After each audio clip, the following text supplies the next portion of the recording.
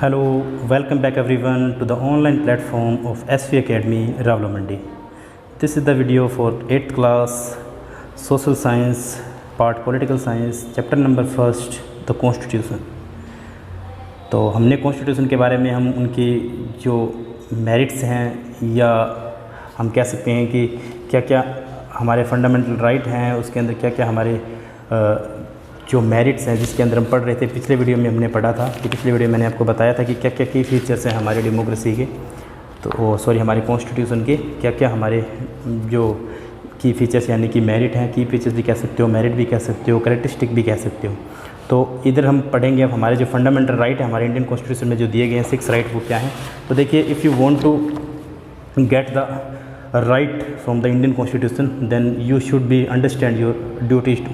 तो आपको अपने ड्यूटीज़ भी समझनी होंगी जो हमें 11 ड्यूटी दी गई हैं, उसके बाद ही आपको जो प्रायोरिटी मिलती है कि आप डेमोक्रेसी के अंदर जो क्या है फंडामेंटल राइट का बेनिफिट है वो उठा सको। राइट टू इक्वलिटी की अपनी बात करते हैं। सबसे पहले हमारे फंडामेंटल राइट में नंबर है right to equality. Right to equality का मीन्स है हमें समानता का अधिकार। Equal means if a person belong to any caste, creed और society, belong to any birth place, has the equally against in the eyes of judiciary, in the eyes of constitution. तो देखिए, all the person are equal before the law.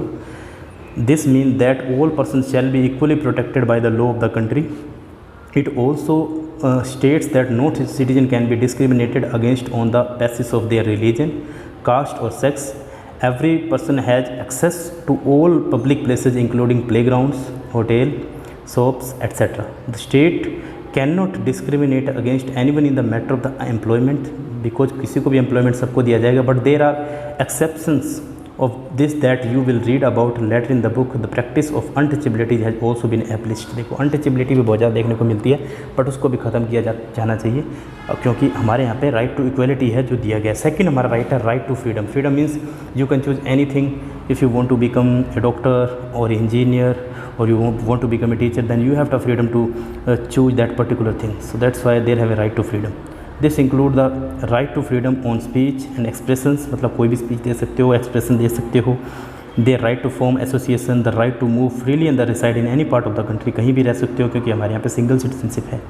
And the right to practice any profession, occupation and the business, कोई भी business करना चाहो कर सकते हो, चाहे आपके फादर कुछ भी करते हो, ये आपको प्रायोरिटी मिलती है हमारे इंडियन कॉन्स्टिट्यूशन में। थर्ड है राइट अगेंस्ट एक्सप्लोटेशन। एक्सप्लॉइट क्या होता है? If someone doing bad things with you and discriminate you according to the caste and आपको एम्प्लॉयमेंट के अकॉर्डिंग सेक्स बेस पे एक्सप्लॉट होते हो आप। कंज्यूमर एक्सप्लोटेशन होता है। कंज्यूमर प्रोटेक्शन एक्सप्लोटेशन एक्ट भी बना हुआ है, 1986 में बना था। 24 दिसंबर को कंज्यूमर डे भी मनाया जाता है। ये सारी चीज़ें जो है एक्सप्लॉइट के अकॉर्डिंग आती है। तो जो कॉन्स्टिट्यूशन है वो प्रोहिबिट करता है ह्यूमन को ट्रैफिकिंग, फोर्स्ड लेबर और एम्प्लॉयमेंट और children under the 14 years age जो है एक्सप्लॉइट है, अगर वो आपके साथ में होता है तो उसको सज़ा मिलेगी, पनिशमेंट मिलेगी।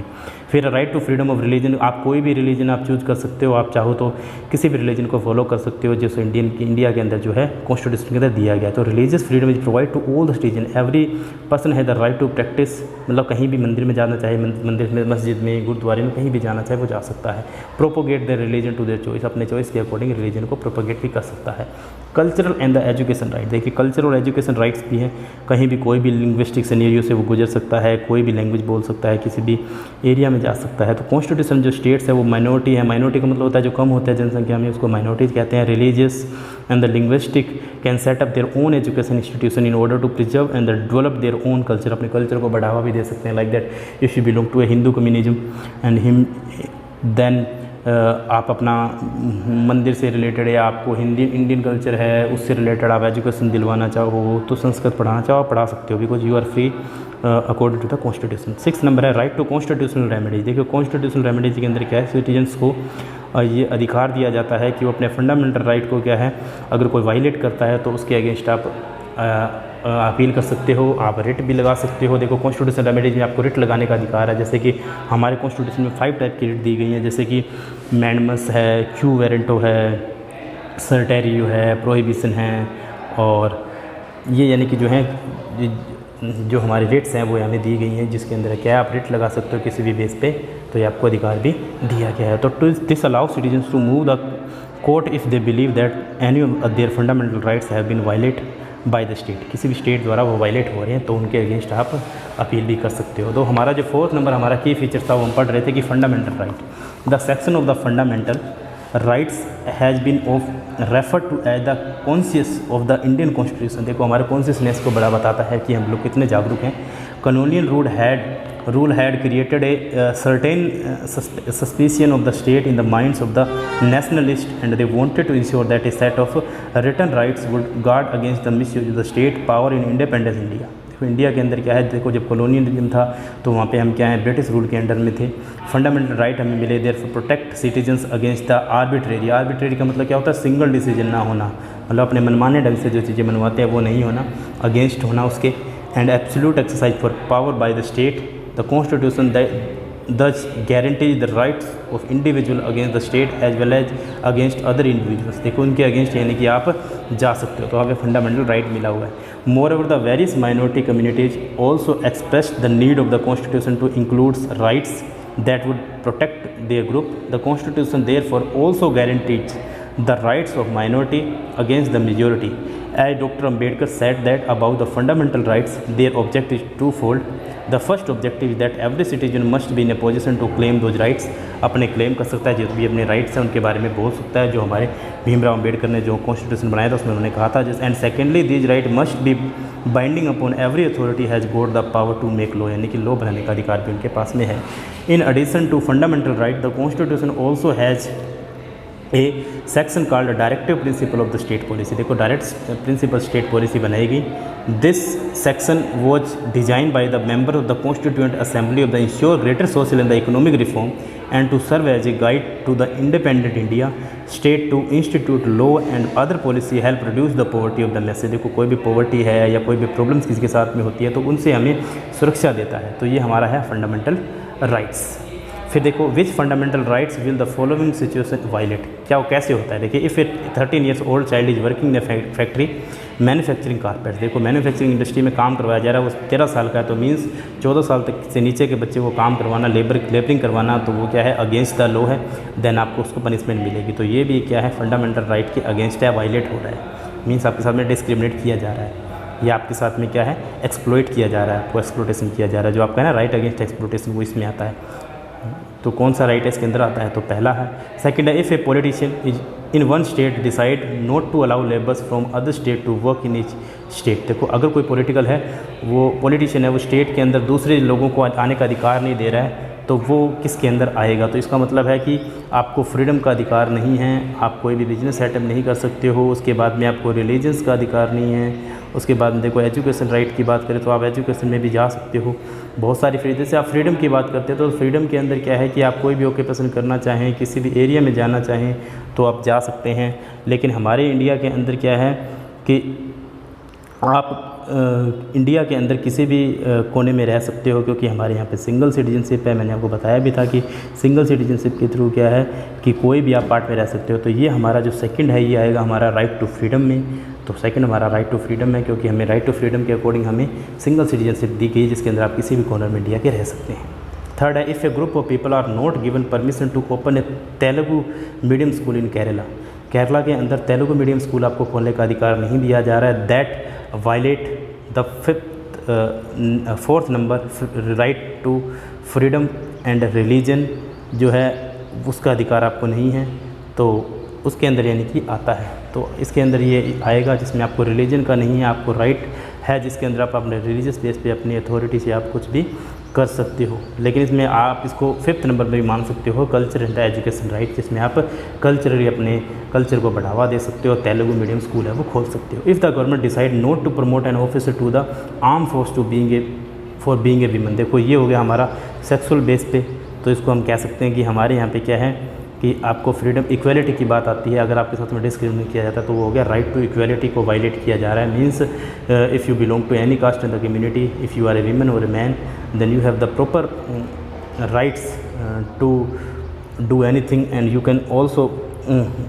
सर्व एज ए आर्म फोर्सेज, तो आपको प्रमोट किया जा सकता है। तो ये हो गया हमारा राइट टू इक्वलिटी। तो पहला हमने बताया था, जो पहला था हमारा वो था 13 ईयर्स ओल्ड चाइल्ड वाला, तो वो हमारा आ गया राइट टू एक्सप्लोटेशन। जो पॉलिटिशियन वाला मैंने आपको बताया था तो वो आ गया कि पॉलिटिशियन आपको नहीं दे रहा है, तो उसमें आ गया अपना कि आने नहीं दे रहा है, इसका मीन्स है आपको राइट टू फ्रीडम। थर्ड है अगर आपको कोई ग्रुप है यानी कि वो तेलुगु स्कूल खोलने नहीं दे रहा है तो वो हो गया हमारा कल्चर एंड एजुकेशन राइट को वायलेट किया जा रहा है। अगर यहाँ पे हो गया फर्स्ट अपना फोर्थ नंबर है तो वो है राइट टू इक्वलिटी को जो है आपके साथ में गलत किया जा रहा है। फिफ्थ है हमारा सेकुलरिज्म। देखो सेकुलरिज्म क्या है, that state where everyone believe in every religion like that Hindu Muslim Sikh और ईसाई means Christianity Muslim and Hindu and the Sikhism सब में बिलीव करता है, उसको सेकुलरिज्म कहा जाता है।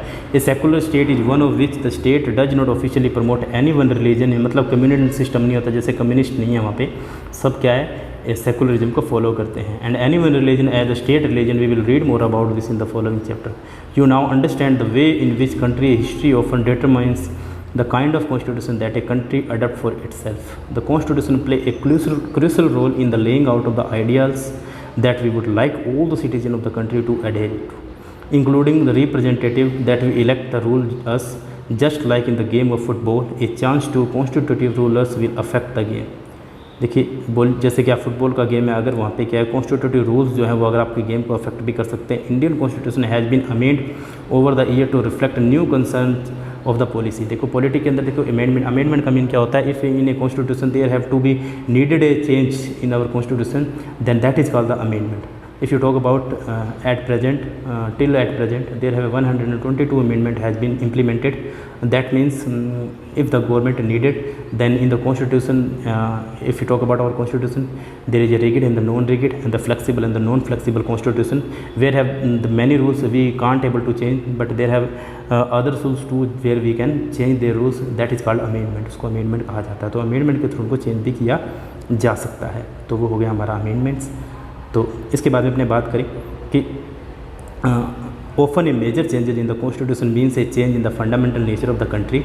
We saw this in the case of Nepal and how it needed to adopt a new constitution after it became a democracy. देखो नेपाल के अंदर भी 2008 के बाद में वहाँ पे रूल रेगुलेशन आया, उससे पहले उन्होंने बहुत ज़्यादा स्ट्रगल किया डिक्टेटरशिप के अगेंस्ट, उसके बाद में वहाँ पे डेमोक्रेसी रूल आया, लोगों को पावर मिली कि वो अपने अकॉर्डिंग अपने डिस्कसेस के अकॉर्डिंग क्या है अपने जो गवर्नमेंट है उसको सेलेक्ट कर सकते हैं। तो the different feature of the Indian constitution outline above involve complicated idea that are often not easy to grasp, उसको यानी कि पकड़ना बड़ा मुश्किल है। Don't worry too much about this for the moment, in the rest of the book as well in your highest class you will read more about the difference feature in the Indian constitution and understand more substantively what they mean, इसका क्या mean है इसके बारे में हम आगे भी पढ़ेंगे। तो जो कॉन्स्टिट्यूशन का मतलब है कि हमारा फंडामेंटल ड्यूटीज़ हैं, अब फंडामेंटल ड्यूटीज़ अगर हम पूरी करेंगे तो हमें फंडामेंटल राइट भी इजीली जो है वो मिल जाएंगे। अगर आपकी फंडामेंटल ड्यूटीज़ आप करते हो तो आपका फंडामेंटल राइट भी मिलेंगे, अगर आप उसके लिए रिस्पॉन्सिबल नहीं हो तो आप फंडामेंटल राइट के लिए भी अधिकार नहीं है। This above photo show various member of the constituent assembly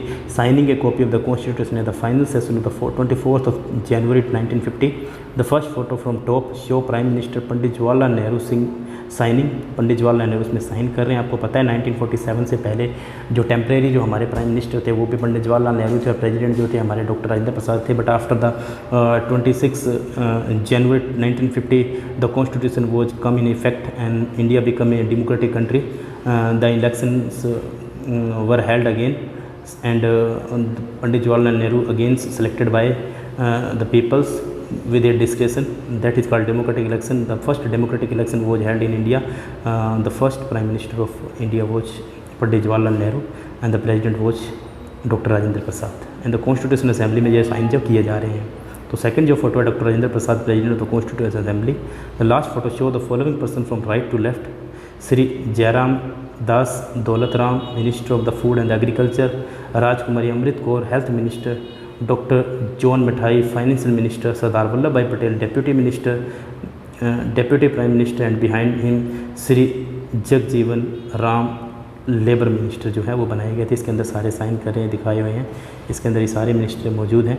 जो एक लेडी है, एक सिंगल लेडी जो है वो है राजकुमारी अमृत कौर, तो उनके बारे में भी बताया गया। तो हमारे इंडियन कॉन्स्टिट्यूशन में ये क्या है हमारी विशेषताएं हैं। तो हम क्या है इसके अंदर एक्सरसाइज के अंदर मैं आपको थोड़ा सा होमवर्क बता देता हूँ, जैसे कि आपको होमवर्क में ये ग्लोसरीज करनी है, जैसे arbitrary ideals Indian national movement और ये सारी की सारी आपको करनी है। तो उसके बाद में आपको क्वेश्चन आंसर में एक बार मैं आपको बाद में बताऊंगा कि क्वेश्चन आंसर भी कौन से करने हैं। तो ये आपको करने हैं एक तो। और ये जो की फीचर्स है देखिए, सिग्निफिकेंस जैसे फेडरलिज्म है और separation of power of fundamental right, parliamentary form of government, इसके बारे में भी आपको थोड़ा सा लिखना है इसके अंदर। और इंडियन स्टेट जो यानी कि बॉर्डर पे लगते हैं, ये वाला आपको नहीं करना है। तो इसके बाद में आप देखो थर्ड नंबर क्वेश्चन आपको करना है ये कि what would happen if there were no restriction of the power of the election representative, आपको ये क्वेश्चन करना है। और ये फर्स्ट क्वेश्चन भी करना है आपको, why does a democratic country need a constitution, ये आपको फर्स्ट करना है। और इसके अंदर एक बार ये थर्ड करना है और इसके बाद में आपको ये ग्लोसरी करनी है। That's it from the video. Next video में हम नेक्स्ट चैप्टर को पढ़ेंगे। Thank you.